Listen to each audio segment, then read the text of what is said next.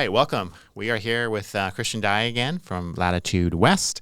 We wanted to kind of talk to you more in detail about what you've been up to and how are things going on in your neck of the woods. So I want to just kind of touch on, tell me a little bit more about your background and how you got started in the financial industry. Yeah, thanks, Ryan. So I actually come from education background. So I taught for over a decade. And I have a math background, so I taught mathematics, calculus, finance, and economics. And when I transitioned, I completed my MBA back in 2008, and I transitioned to the financial industry, and I really, really enjoyed it because my father was in the industry. But the one thing I found was that the industry itself didn't really align with my own goals and my own values because I was a big real estate investor at the time. And so what I decided to do was to see, was there a location where this fit inside the financial industry? And I got started in real estate because my uncle, who is a bit of my mentor, and he was an engineer, and he grew a lot of wealth in real estate. And at a very young age, in my early 20s, I decided to ask him, how did you do this? There's that saying, you don't know what you don't know. Right. And at the time, there was no internet. So he taught me, showed me what he was doing, everything from buying undervalued properties to also leveraging off of the equity. And the more I learned, of course, he had an engineering background, I had a math background. It was easy for me to do the math and to realize that what he was saying was actually correct. Right. And I was going to grow my wealth significantly more using real estate than I was with traditional means such as, the stock market. Right. I was definitely swimming upstream. Right. Because the society was putting money in TFSAs and RSPs right. and the stock market, and not as many people were investing heavily in real estate. And so when I realized that the math works, and of course you buy your first property, it never really goes perfectly according to plan, but right. You wait a little bit of time, and all of a sudden this property is worth quite a lot of money. Then what I realized that I wanted to buy more. So when I created my financial practice, it was really centered around helping people who wanted to grow their wealth in real estate because I had grown my wealth in real estate. Right. And I was around a lot of other people who had grown their wealth in real estate. And I really enjoyed it because we kind of all spoke the same language and our philosophy was now aligned.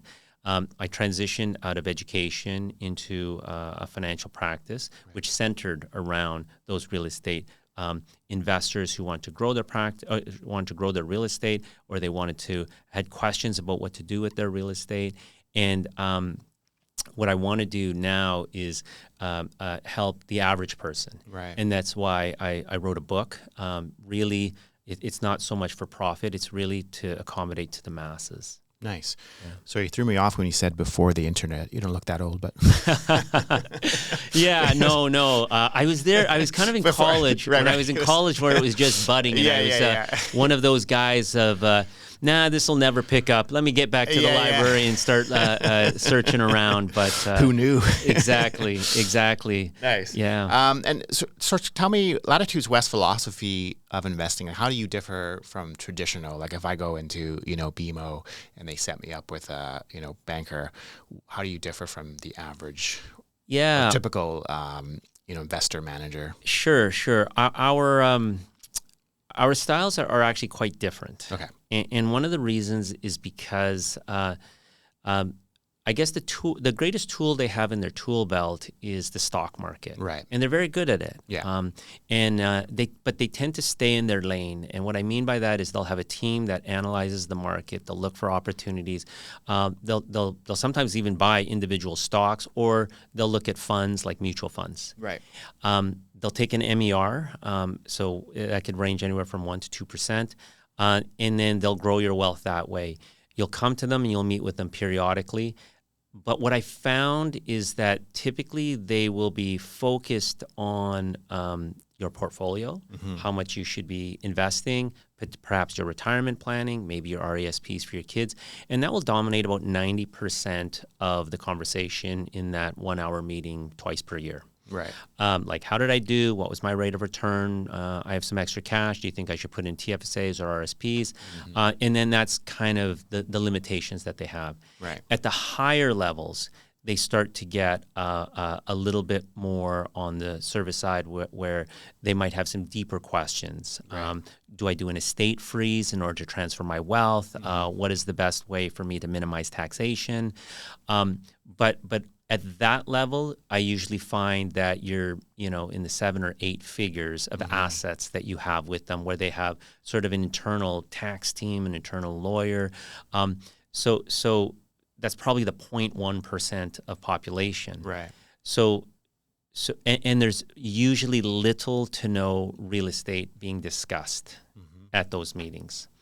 So if you said, I'm thinking of buying this rental property in Mexico, or I'm thinking of buying this multi-unit building, usually the conversation doesn't go much further. It says, okay, well, let me know what you're going to do, and then I'll help you with it. Or they might say something like, I can't help you with that. Or even worse, they might even discourage it. Yeah, it's interesting. I know from one of I won't name names for the lending, but I think last year the broker didn't touch base very much, and now because the market's up, they're more like, hey, how's it going? It's a good time. Those are easier calls when the market's up, right? Yeah. They know that they're going to get somebody that's happier rather than like, what the heck's happening? Yeah. And with our practice, it really is real estate focused. Right. So we wanted to create a practice where someone who had a real estate portfolio, right, but had questions inside the portfolio, such as, I'm thinking of selling, property A, and there's this other property B that I'm thinking of buying with property A. Do I sell it? Do I leverage against it? Do I get a joint venture? Or is this just a bad idea in general? right. And so they didn't have a lot of places to go where somebody spoke their language and somebody could do the analysis and somebody had the same philosophy. So with us, we created Latitude West Financial specifically towards these real estate investors, and so that for a fee for service, we can get those questions answered. Right. And furthermore, we could actually help them to buy more real estate. Right. And so it's not only about analyzing, but it's also in the same way a traditional financial advisor will say, I found this amazing fund that I think you should invest in. We're saying we found these amazing properties in this area that we think you should invest in. They've got fantastic cap rates, good cash flow based off of everything else that you're doing maybe locally. And so, of course, for them, they were like, well, that's the stuff that I do in my spare time. I'm looking for properties on the weekends or in the evenings. I'm a physician or I'm an engineer. So I in my spare time, I try to find this. I have a relationship with some realtors, and they send me stuff. And so with us, we wanted to be more than just what the realtor does. The realtor sells them real estate. Yeah. So first of all, we don't sell any real estate. Right. So we don't take a commission off of any real estate. Right. What we do is much more similar to an accountant. An accountant charges you a fee for service in order to minimize your taxation, as well as to create a strategy, file your taxes. What we're doing is we're going to do all the financial planning, create the reports, do the insurance analysis, as well as your retirement planning. But at the same time, we're going to be that person that says, here's this amazing real estate property that we think you should buy, and we've already pre-analyzed the numbers, and it basically perfectly fits in your retirement plan. Or we'll say, this property that you're not sure what to do with, this is our opinion of what you should be doing with it. Yeah, no, that's good, because being on the real estate side, of course, I don't see all of that in the background. I mean, we don't really see their financials. We kind of know, okay, you're approved for this. This is what I'm going to show you, based on the parameters of what you want and what you can afford. But it's nice that there's other options that you're exploring as you look at their HELOCs, or whether they can borrow from mom and dad or those types of things. That's a good service to have. Yeah. So what we sort of find is that, like, a really good differentiator for us is because we're fee for service. Right. There is a very transparency, right, whereas there's no hidden fee for an investment fund that we're doing. There's no hidden fee. And we do invest money on behalf of clients because sometimes they do need a TFSA, right, or because they do want different alternatives for their RSPs. another differentiator aside from the real estate is our private equity investments. Right. Okay. And the reason is because we feel that there's way too much exposure to the stock market. And Tony Robbins, the kind of self-help guru, Right. recently wrote a book. I don't profit from this, but if you can pick it up, Yeah. I believe it's called The Holy Grail of Investing. And in the first couple of chapters, he interviews guys like Ray Dalio, who's the largest hedge fund manager in the world, and he asked them, what is your secret of success? And they said, we have a diversity of 8 to 10 non-correlated assets that all have a certain purpose inside the portfolio. Right. So when I research groups like the Tiger 21, and if anyone wants to Google them, they're basically the wealthiest investors in the world. They typically have a $10 million minimum to invest, and the average investor has $100 million. Right. But it's a group. And this group, they track the group to say, well, what is this group of people? Because often they're investing on their own. Right. It's just a group. So the Tiger 21, they showed that less than 35% of their assets are in the public stock market, but they usually have something similar in the private equity market. Right. So you have to be something called EMD license, Right. exempt market dealership license, which we are, Okay. because we like to diversify, assets. We kind of like 4 asset classes. We like the private equity market. We like the public stock market. We like the real estate market, of course, but direct ownership Right. real estate. And we like some form of fixed income. And those 4 non-correlated assets tend to, produce very, very large growth. On the real estate side, if you were to take a look at the math, which is highlighted in my book, there's a 5-to-1 ratio with real estate. If you put a 20% down payment on like $100,000 on a $500,000 property, 80% of it is leveraged against the bank. Right. Every percentage that property increases, you go up 5-fold. So if Right. it goes up by 10%, your deposit has gone up by 50%, Yeah. which is why our numbers are usually in the double digits when we're working with clients. Right. And with the stock market, you typically don't leverage against your stocks. You might get a margin call. So usually if you put in $100,000 into the stock market and it goes up by 10%, you've gone up only by 10%. That's it, not by Right. 50%. Interesting. Yeah, I think that's great because I know you guys put me into some private equities from the REIT side, which I didn't even know some of them existed. Yeah. Yeah, like I've heard of the companies, but I didn't know much detail because it's not offered from the traditional way, like you said. Yeah. Can you tell me about like what's an ideal client for you guys, and what do you see as an ideal client? It's easy to work with. Yeah. So I guess for us, an ideal client is someone has a real estate need. If all they were doing was looking to put money into their TFSAs and RSPs, there's probably 1,000 different advisors. So I'd be one of 1,000. If they're looking to grow their wealth in real estate, or if they have real estate questions, even if the question is, what is the best way for me to purchase my first home? Then usually we're a group of not one of 1,000, we're like one of one as an investment team. And so our ideal client, these days, they're coming in with a real estate portfolio. Maybe they own 5 properties, maybe they own 50 properties. Right. And they're trying to figure out what is the highest and best usage. A lot of them actually are local. They might be local to Vancouver market or local to Ontario market. Those are kind of 2 areas that we get a lot of our clients from.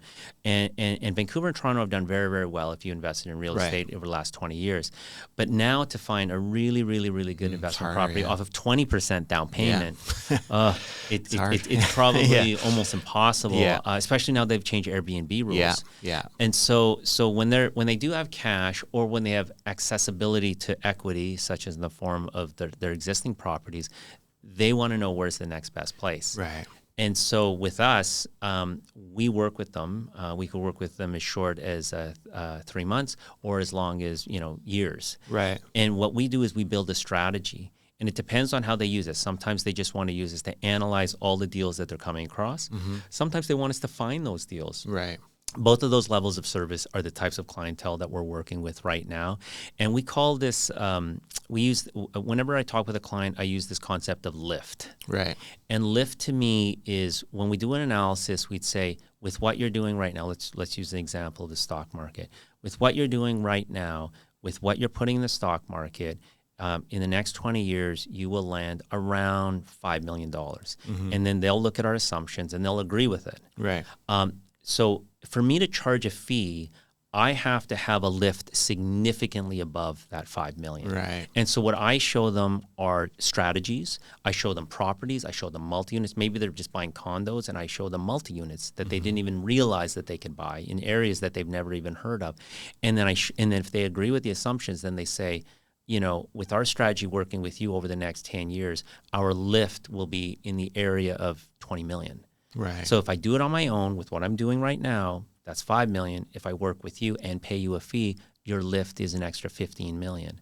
And so we won't even work with a client if we know that we can't give them some form of a lift. Right. You know, regardless of what the fee is. Yeah. And the reason why we do that is because if we can't add that value, we know they'll be upset at the end of the process Right. of our time together, and we'll be upset at the end of it. So there is a bit of a vetting process that we do before we work with a client. That's good. No, that's interesting. I mean, most of the financial advisors sort of, I don't want to say steer away from real estate, but they definitely don't mention it, you know, or very little, you know. So it's interesting that yours is more focused on real estate, where a traditional one is sort of, you know, absolutely. Because and I think you know, most of the financial advisors that I know, because I'm in this industry, they actually do a really, really great job. If that's what you're looking for, right? If you're looking to grow your wealth in a stock portfolio, then they're going to do most of them will do a very, very good job. Right. But if you're looking to grow your wealth in a real estate portfolio, you want to align yourself with with basically a financial team that will support that growth. Right. Either on the analysis side or on the finding side. And we're not replacing the realtor. Right. We're not replacing the mortgage broker. We're working with them. Right. Because they're going to be feeding information, but, you know, for the client, they're going to want, in the same way that if you being a realtor says, here's this really great property, you're going to have to cash out your RSPs in order to buy it, but you're going to do much better come retirement, they might take that and go to their accountant to double check that. Now, the accountant will understand incredibly a lot about the tax implications. Right. But the accountant might not have a real estate lens. Right. They might not be taking into account the cash flow from the rents. They might not be taking into account the ability to leverage against it to buy even more real estate. No, they're looking at penalties and like... Exactly. Oh, you're going to have to cash out your RSPs right now. You're going to pay a penalty on this, and then there will be a huge capital gain later for your kids. Okay, well, wait a minute. A huge capital gain means that you've made a lot of money. Yeah. Right. Whereas the real estate focused financial advisor will be able to look at that and say,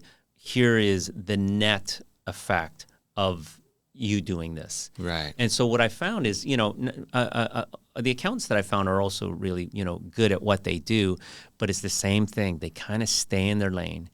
And if anyone out there is a real estate investor and they were thinking of investing more in real estate, I would double check to see how much your team supports this. So, for example, the accountant, if you're owning multiple properties and you're growing your wealth with even more properties, and you find that your accountant seems to be pushing back on this and encouraging you not to do this, you might ask them, how many properties do you own yourself? And if they say, I just own my house, that's probably why.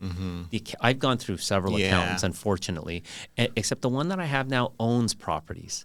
Owns multiple properties, understands my view of owning properties, and never discourages me from owning properties.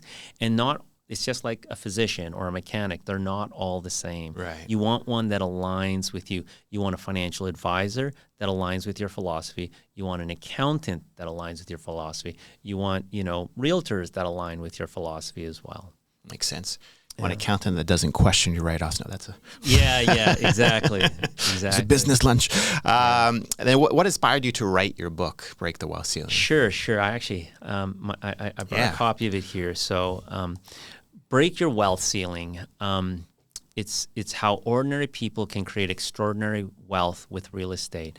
It's funny, when I wrote it and I published it on Amazon, Amazon priced it quite high. Right. And I thought, you know, the higher you price it, the fewer people that are gonna read it. So I actually had to go through, you know, quite a few hoops just to bring the price down. Okay. It really wasn't meant so that I could make some, Right. book of the month club on Oprah Winfrey type of thing.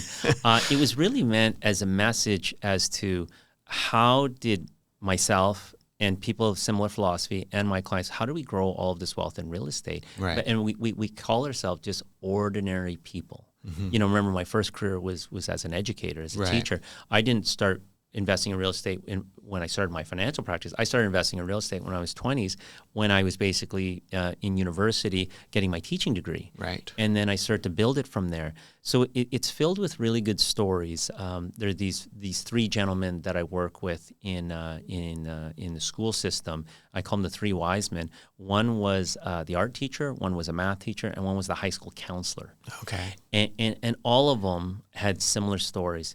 They all started early. They all created wealth through real estate. They all had regular jobs. They leveraged off of the wealth from the real estate to buy even more real estate.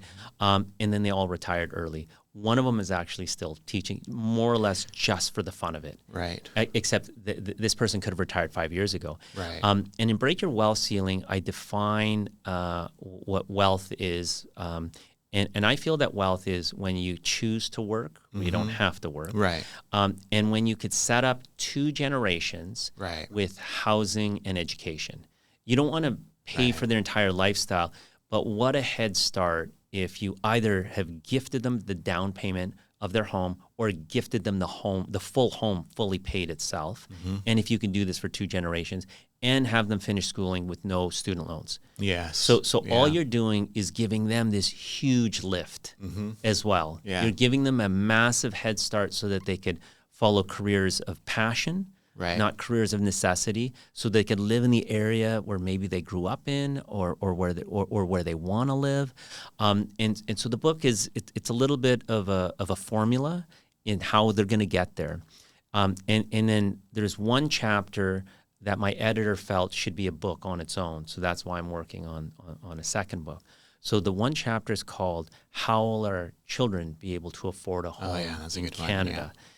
It's specifically relevant for people in the Vancouver and Toronto area because one of the things that I did with my math background is I calculated something called the household income to housing price. Right. So it's a ratio. Okay. So a balanced city would be 1 to 3.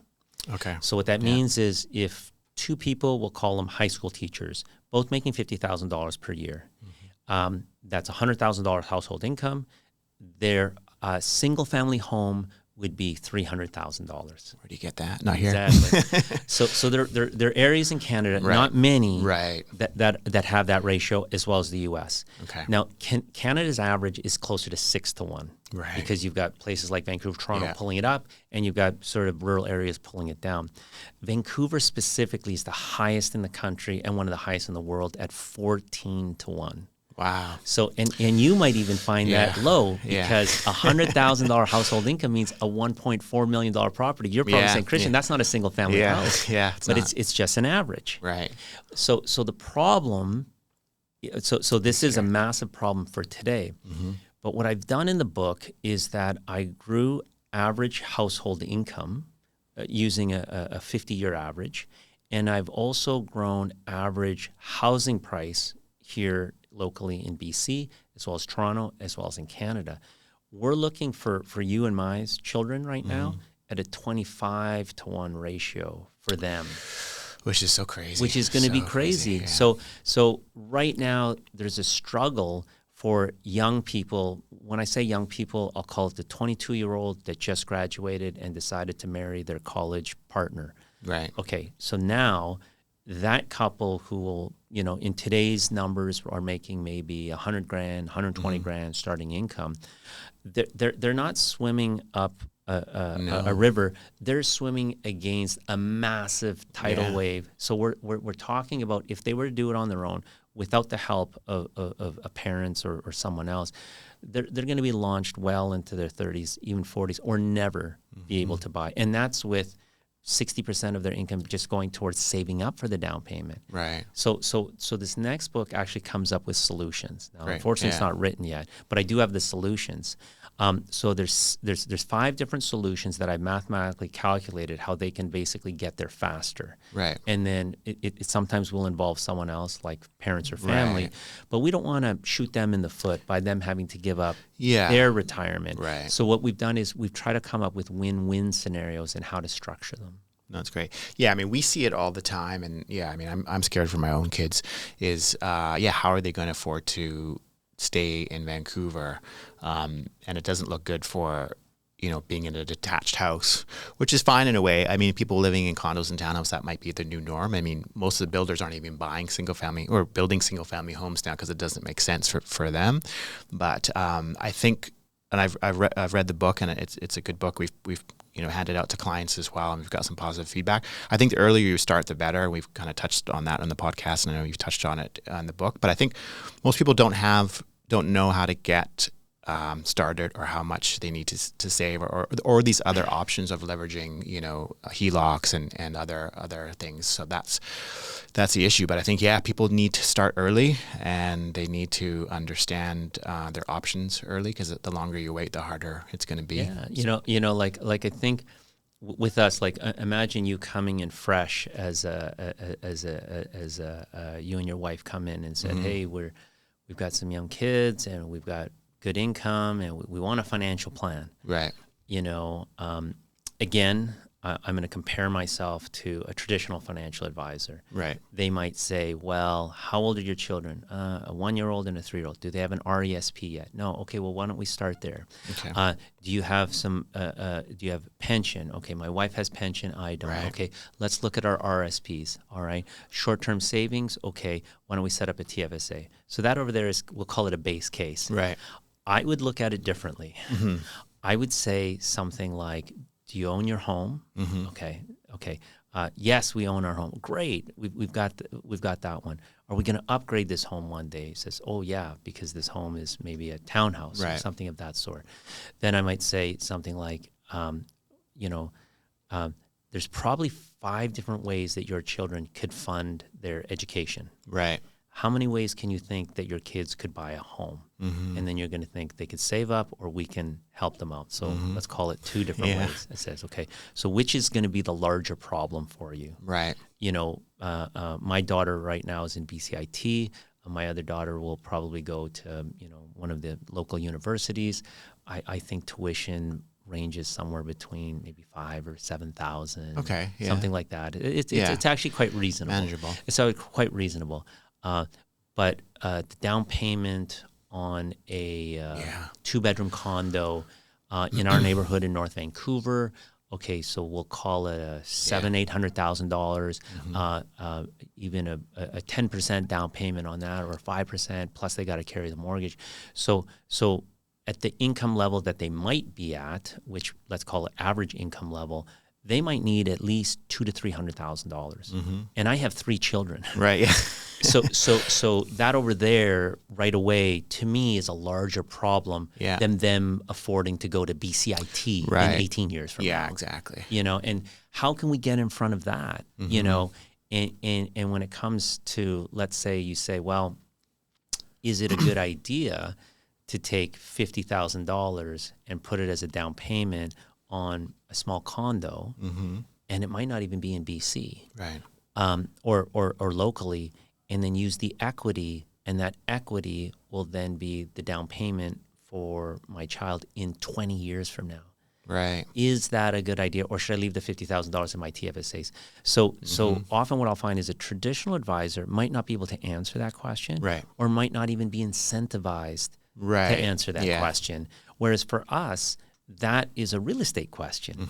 And we could do a comparison to say, here's where you'll be in 20 years if you did this.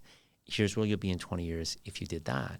And the question gets even more complex when people say, I have, $800,000 in my RRSPs. I have $100,000 in my TFSAs. I have $2 million of equity in my home. And I have 2 children who don't own a home yet in their 20s. Right. What is the best way for me to help them? I could just give them my TFSAs. Yeah. Or I could give them half of my RSPs, and now instead of me retiring with X, I now have to retire with Y. Again, it's a real estate problem. Right. And I still have yet to find a team that basically will solve that exact question and present it to the client in a meaningful way. Yeah. They might give like an opinion, like, here's my opinion of what you could do. Whereas we would say, we need time to analyze this, but we will come with a numerical answer as to what you should do and why you should do it. And that's, I think, a big differentiator.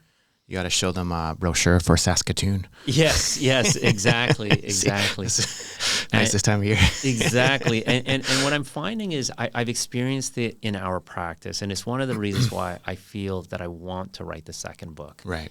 And when you mentioned Saskatoon and joking, right. I think all of the Saskatoon people are now right. upset. All three of them. It's good there, yeah. But one of the chapters in the new book is called, do you want to walk, drive, or fly to visit your grandchildren? Right. You know, so your unborn grandchildren right now, right. if you say, well, Christian, I don't think I want to fly to see them twice per year. I think I'd rather visit them twice per week. Right. Then how will your children, not your grandchildren, how will your children be able to afford housing so that you could stay close to them? Or are you moving to Saskatoon in order to be close to them?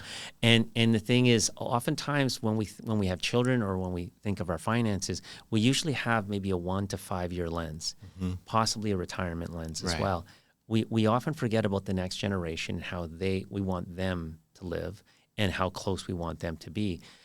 It's never in the past been as big of a problem because we've never had the ratio, 14-to-1 ratio that we have now. And so it's when you get advice from the generation above you, they'll often that won't be on their radar, you know, because they may have had high interest rates in the 80s.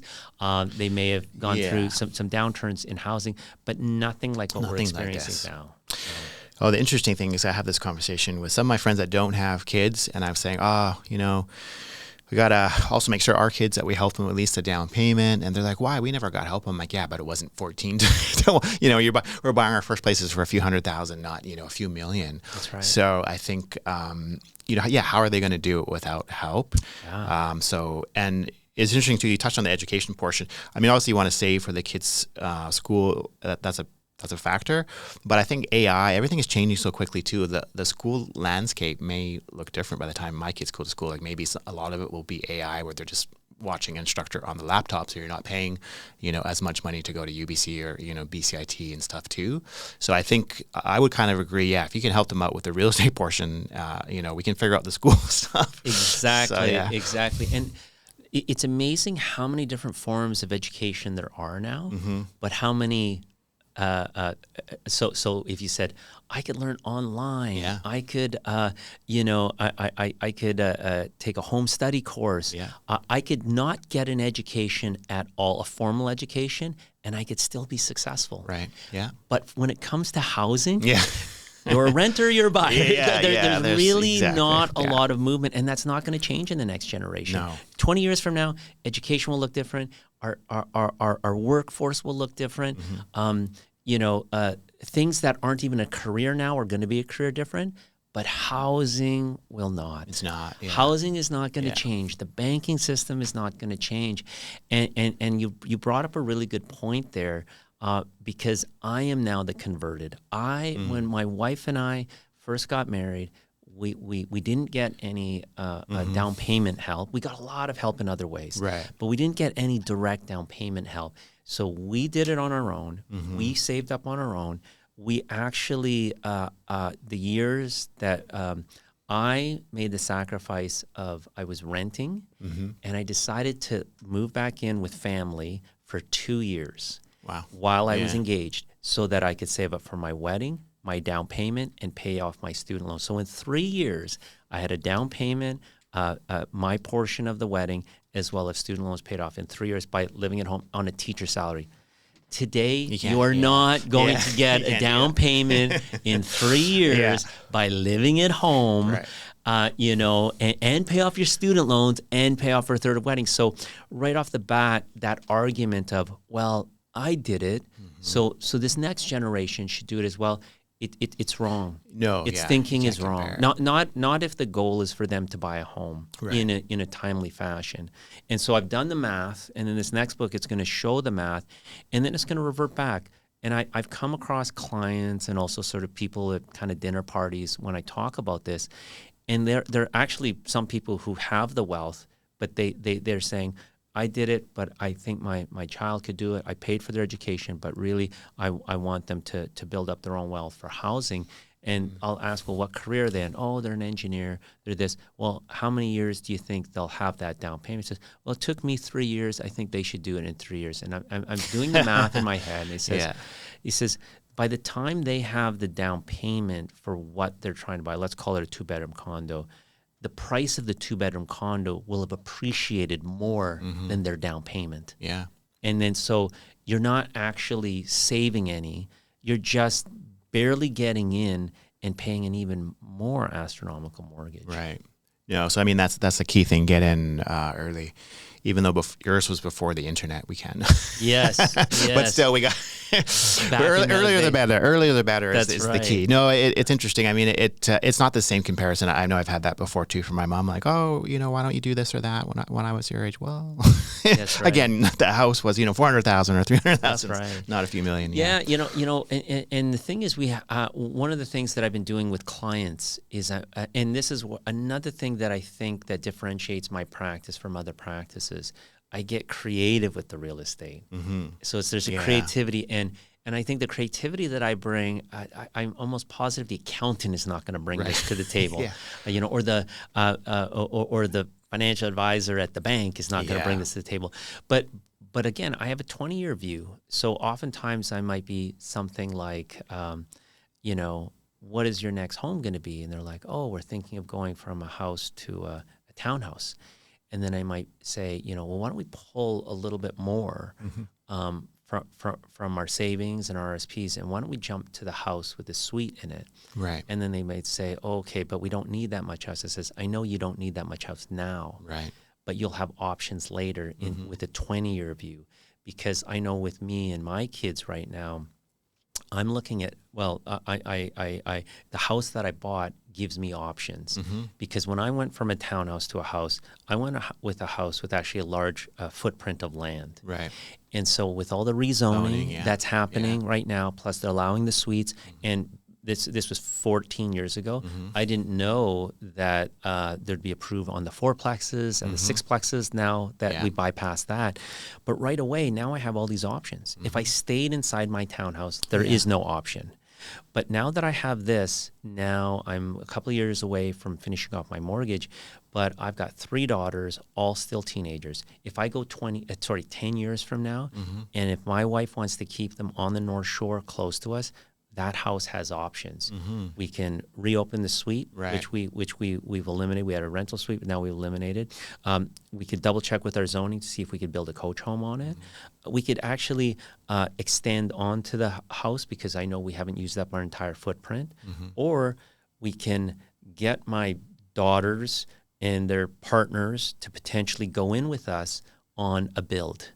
And the build might be, okay, we have the land, we're zoned for putting a 4plex or let's say a 2 up and down, and you're gonna pay for the build of one, and we'll pay for the build of the other, and we'll live in that other one. We can maybe generate some rent from the one, but you now own this because we've pre-inherited the land of your inheritance. And that's what I mean by now I'm getting creative, having that longer view. Another one with this one particular client who is essentially has a condo, but the kids have come to a point where they really want a house. Right. They don't have enough money for the house. Adult parents, retired parents are trying the best way to do it. We're actually doing the math to see, the mortgage broker said there's a chip mortgage, a reverse mortgage. But we've heard bad things about that. We're not sure if that's a good idea or not. Right. Me, I don't I'm not incentivized to get that chip mortgage. Right. But what I can do is I can analyze to see if that's a good That idea makes sense, yeah. and what's a creative strategy, such as, well, what are you planning on doing with the equity of your home as well as your other assets when you pass away? We have 3 children. We're going to divide it equally among the children. Okay, you're just in your early 70s. You probably won't pass away for at least another 10 years from now. Why don't I do the math to see if we could take an early inheritance off of the chip? Yeah.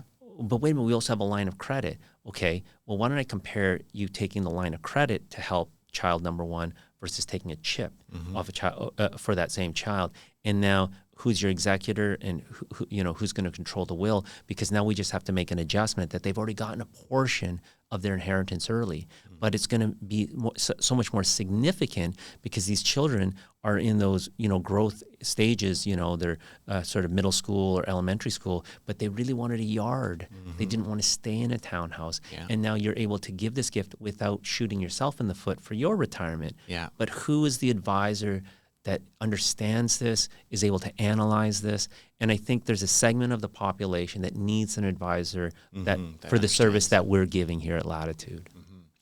No, it's interesting. The zoning stuff is so huge too. Not to get into too much detail, but like my house too. I mean, I'm in East Van. I got 8,000 square foot lot. If I wasn't in a house, I wouldn't have the same options too. Like you were saying, we could, build with family or take out more equity now.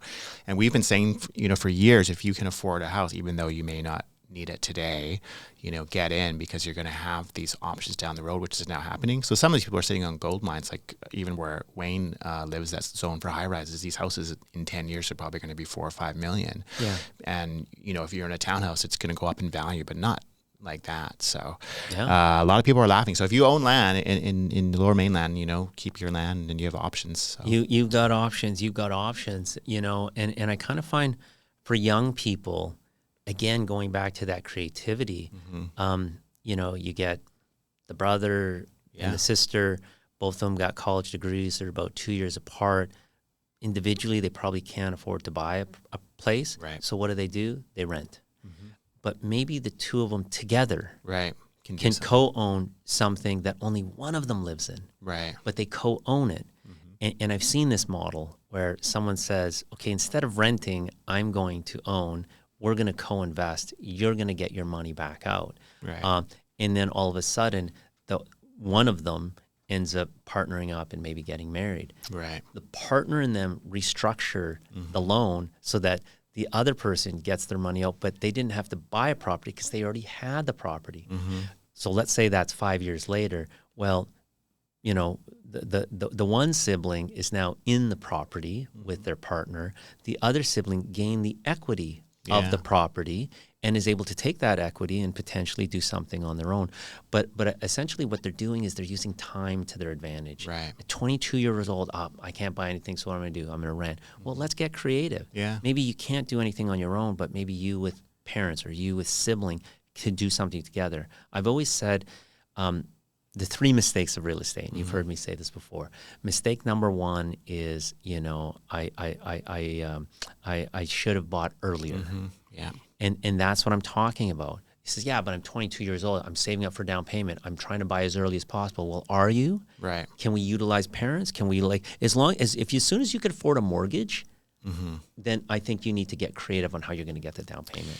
Yeah, it's interesting because I have a duplex on Vancouver Island that I own with a long-term client and friend, and just like you say, thinking outside the box, like, he had a bunch of money from some stuff that we sold for him, and I had some stuff sitting, and I said, well, why don't we do this together? I mean, obviously don't go out and buy something with someone that you don't know, or, right. know, and family, you got to be careful. Yeah. But, we have a partnership agreement in place, so we know kind of what happens in these scenarios, these exit strategies. Then I think it's great. We've had it for 4 years. We haven't had any issues. So, it's just a matter of having those conversations and looking at outside the box, which is what you can help clients with too. Absolutely, and what I found is that another value is when I talk about the 3 mistakes. Is mistake number 2 is selling too early. You sometimes get in these scenarios where they're getting information from somewhere. It says, oh, you should really sell this property because it's worth a lot of money. And then they'll take the equity, and then sometimes they'll put it back on the stock market or they'll spend it. Right. Now, I'm not saying that if you've done this, you've made a mistake, but what I am saying is the majority of people that I know that have done this, and you talk with them 5 years later or 10 years later, and you ask them, would you have done it again? They often say, worst mistake of my life. Right. Because they saw the value of it 10 years later. You know, they said, you know, the best for me, the only time I really want to sell real estate is if I'm buying another piece of real estate, because then I don't have regret, because the second piece was usually more expensive than the first. So I could kind of say, well, I couldn't have bought the second without the first, so I had to sell. But if anyone's out there listening and they kind of say, yeah, you know what, 10 years ago I did have a piece of real estate, I did sell it. Yeah. And then now I see the value of it, and I ask myself, could I have held it? If you couldn't have held it, then that's one thing.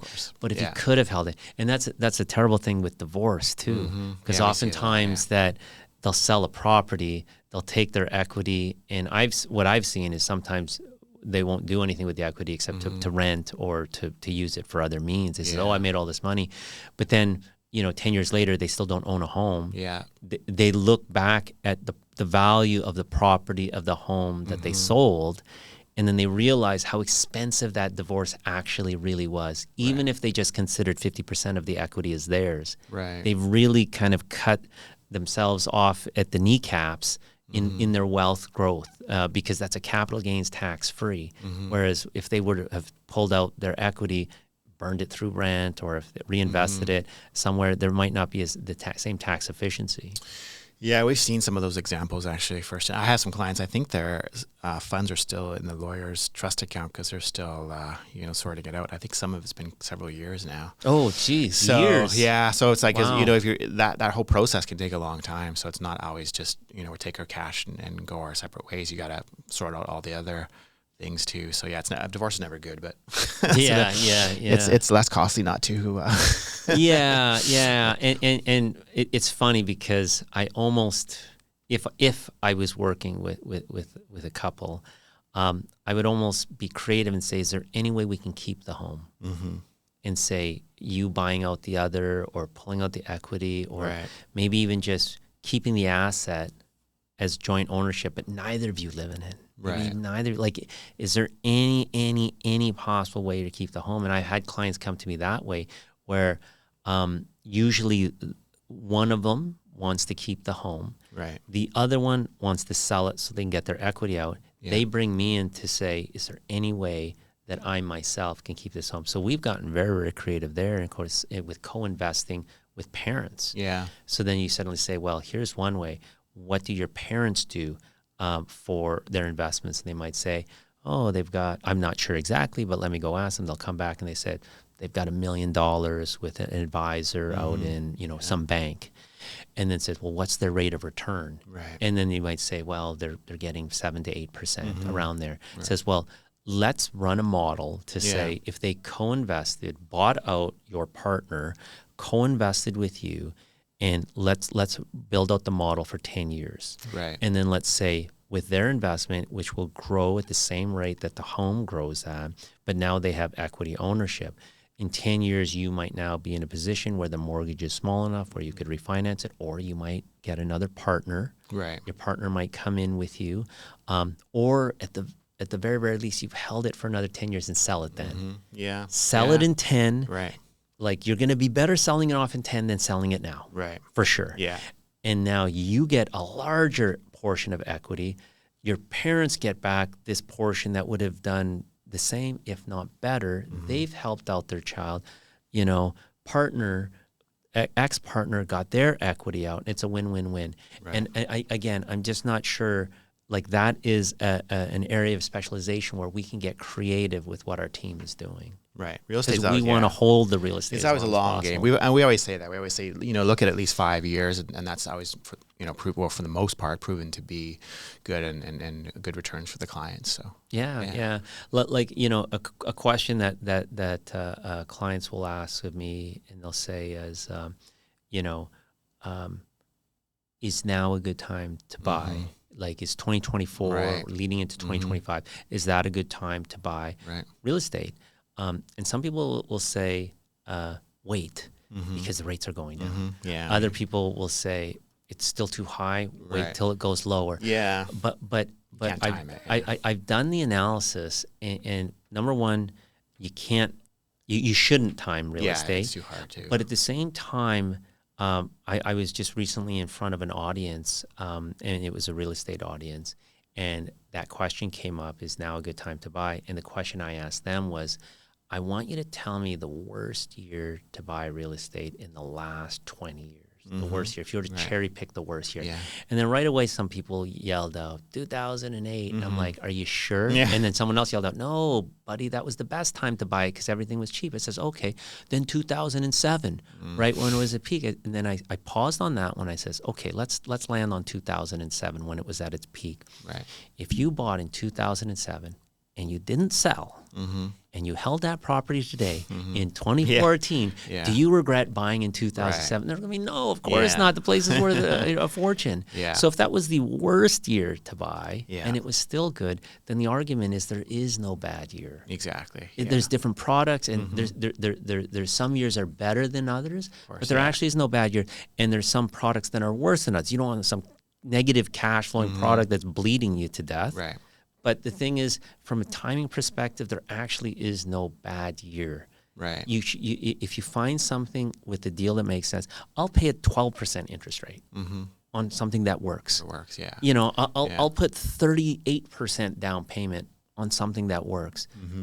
It really is about what it is you're buying and not the time that it is that you're buying it. Yeah, it's interesting. Well, we're seeing a lot of panic right now in the pre-sale market because there's so much inventory. Actually, even out here too, just almost across the street, a lot of people that bought, weren't expecting their rates to be as high, or their situation has changed in their job and incomes. A lot of people are trying to fire sale their, pre-sale condos. But same kind of thing. If you keep it long term and ride it out, then you're going to do well. Where there, now you might take a loss. So. See, again, another good example. If someone was negative cash flowing in any way. Okay, so now's the question is, do I sell? Right. Some guy's going to take the assignment, or I can get out. I'm going to lose a little bit here. That's a perfect question that you would want an advisor to help you with. Look at it and see. To basically say, I'm on the verge of making, I could be on the verge of making a really big mistake. Right. I'm about to lose a $30,000 deposit, but if I hold on to it, I'm negative cash flow $700 a month. Right. Okay, is it a good idea for me to sell or not? So few teams have the ability to answer that question or incentivized to answer that question. Right. And we get questions like that, and we could analyze the living hell out of it. We could do a cost-benefit analysis as to what are your alternatives. We could basically figure out the net present value of holding on to it. We could figure out what the future cash flows are going to be. So, and remember, what is our philosophy? Hold real estate as long as possible. Right. Because because that is our philosophy, and of course this person probably it's their philosophy as well. If I say sell, that means you should really sell. Right. Yeah. Like I'm usually someone says hold and buy more. Right. So if I say sell, then you've got that confidence that you really, really, really need to sell.